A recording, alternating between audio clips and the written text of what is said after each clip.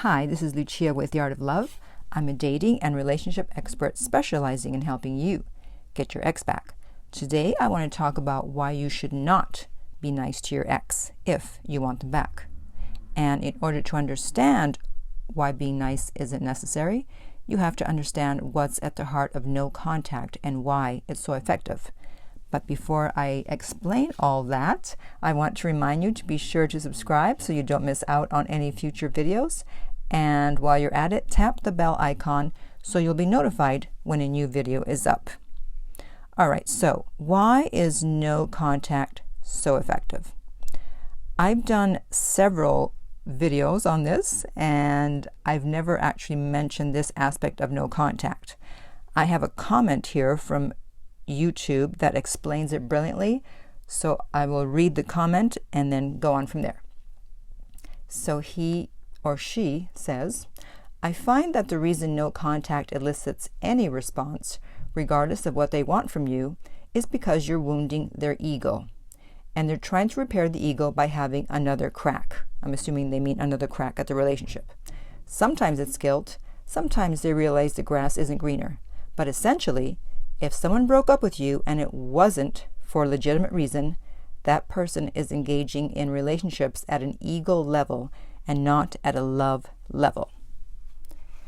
And I find that is very true, and that is brilliantly stated.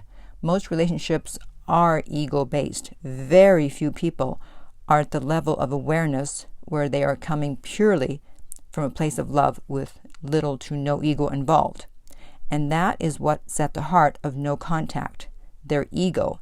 Even though they initially rejected you by disappearing, not begging or continuing to beg, not contacting them, you will affect their ego. They expected you to at least do one or more of those things, since we've all heard stories of the crazy exes who just would not let go. But you're doing the complete opposite, and they will be curious as to why, and that is one of the reasons why they'll reach out. You've hurt their ego, and they want to know what is behind that. That's why I say not to respond unless they say something significant, because they may just be trying to get some verification from you, some validation that you're still interested. And then once you give them that validation, you repair their ego and they can go on without you. That's why I say not to wish your ex a happy birthday. And the argument I always get back is, well, I want to be nice. Oh, no, you don't. Oh, no, you don't. Being nice will not get you your ex back unless you cheated on them or you took them for granted. You have to hurt their ego. Don't believe me? All right. Let me ask you this. Think of it this way. They broke up with you. That wasn't a nice thing to do, right? Especially if they did it over text, or if they didn't give you an explanation or try to work things out. So they were not nice to you, and yet you want them back. So why do you think that being nice would make them want you back? If not being nice worked on you, why would it not work on them? Why do you think you have to do the opposite? That is, be nice. And by being nice, by not being nice, I don't mean that you yell at them, throw things at them, call them names, etc. No. It's a lot more subtle than that. It's no contact. It's not saying happy birthday. It's not responding to them unless they say something significant.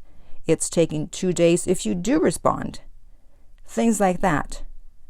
Otherwise, by being quote-unquote nice, you're giving them way too much reassurance that you're there for them, that they can come back anytime, and most importantly, you haven't bruised their ego. So hopefully, I've convinced you to not be nice if you want your ex back. I know there's probably going to be a lot of controversy about this, so go ahead and put your comments below and we'll see. And if you have a problem with being too nice, then you need to book a coaching session with me, and I will help you to stop being so nice to stop being a doormat. And you can do that by going to theartoflove.net. The direct link is below, and you can also sign up for my free newsletter while you're there. If you found this helpful, then I would appreciate if you're on YouTube to like, subscribe, and share. If you are listening on iTunes, I would appreciate if you would rate and review the podcast. And finally, remember that love inspires, empowers, uplifts, and enlightens.